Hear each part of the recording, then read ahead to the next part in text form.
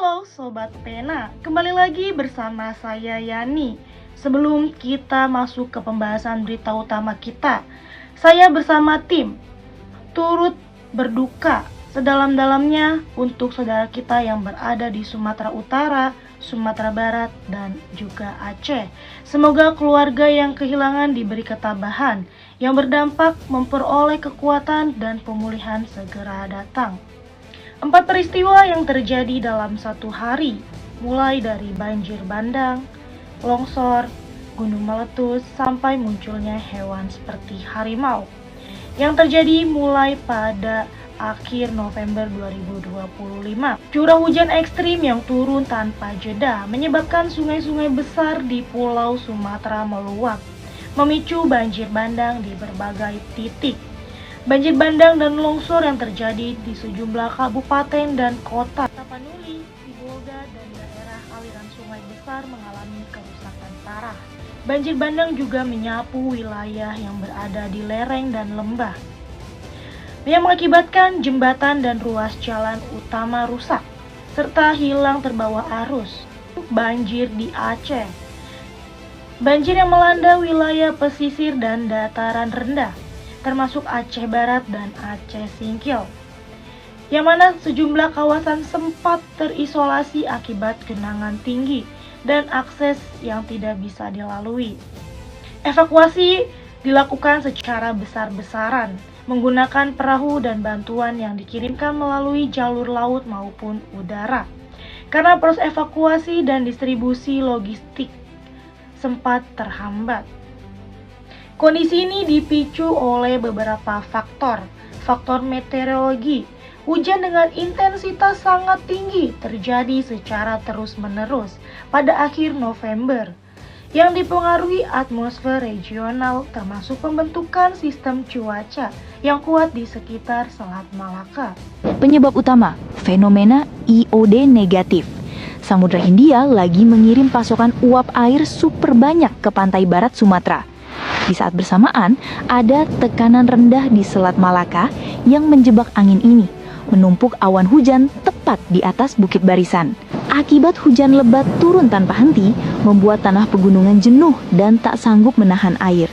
Inilah yang memicu longsor dan banjir bandang dahsyat yang menerjang Sibolga, Tapteng, hingga Sumbar. Faktor kerentanan lingkungan. Kerusakan daerah ini dinilai akibat aliran sungai dan lemahnya tutupan hutan di sejumlah wilayah yang memperparah laju limpasan air.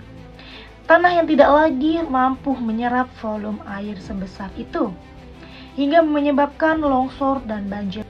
Pemirsa, yang paling menarik dari kasus ini adalah ditemukannya kayu gelondongan yang hanyut bersama arus banjir menuju tepi pantai. Dikabarkan temuan ini memunculkan perhatian publik mengenai pengelolaan kawasan hutan di bagian hulu, yang mana termasuk aktivitas ini terkait pembalakan legal maupun ilegal, serta konsesi pemanfaatan hutan yang telah dikeluarkan pada tahun-tahun sebelumnya, serta izin yang diberikan oleh Menteri Kehutanan sebelumnya sempat dipertanyakan.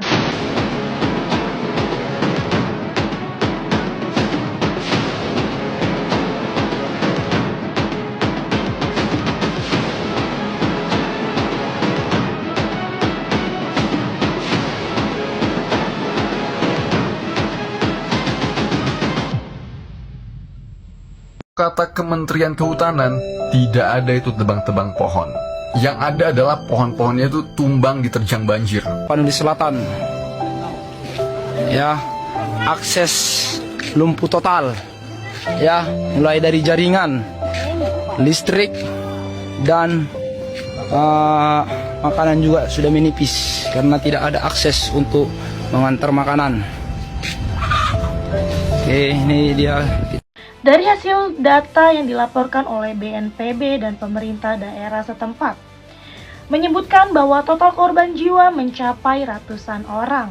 Selain itu, ribuan warga yang terdampak mereka sudah mengungsi. Akibatnya dari kejadian ini banyak kerusakan infrastruktur yang terjadi di berbagai lokasi, mulai dari jembatan, jalan utama, hingga fasilitas umum seperti sekolah.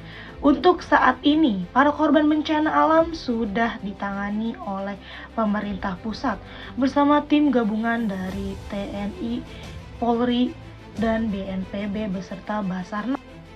Bantuan yang disediakan berupa bantuan logistik, makanan siap saji, air bersih, selimut, dan obat-obatan telah didistribusikan ke ratusan titik pengungsi.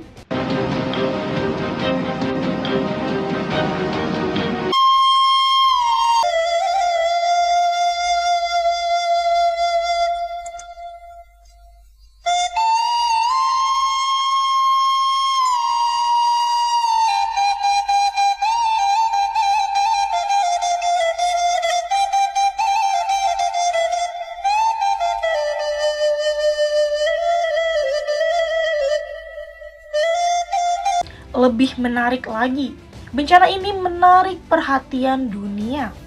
Malaysia juga turut memberikan bantuan 2 ton obat-obatan dan medis atau senilai 1 juta ringgit.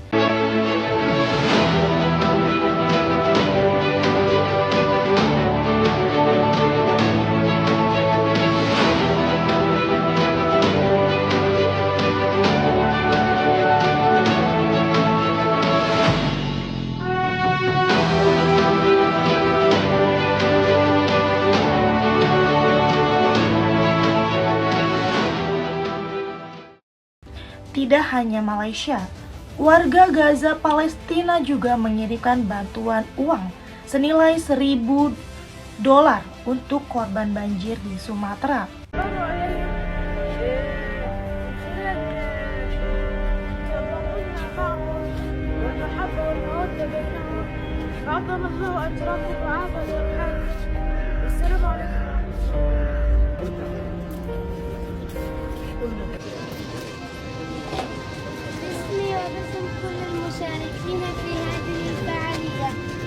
باسمي وباسم كل المشاركين في هذه الفعالية نتبرع بهذا المبلغ البسيط. Pemirsa, bencana ini menjadi bagian pengingat bahwa mitigasi dan kesiapsiagaan sangat penting dilakukan secara berkelanjutan. Juga penanaman pohon di sekitar pesisir pantai dan menjaga hutan tetap utuh. Terima kasih telah menyaksikan laporan khusus kali ini. Saya Yani melaporkan untuk Anda. Jangan lupa untuk like, comment, share, and subscribe.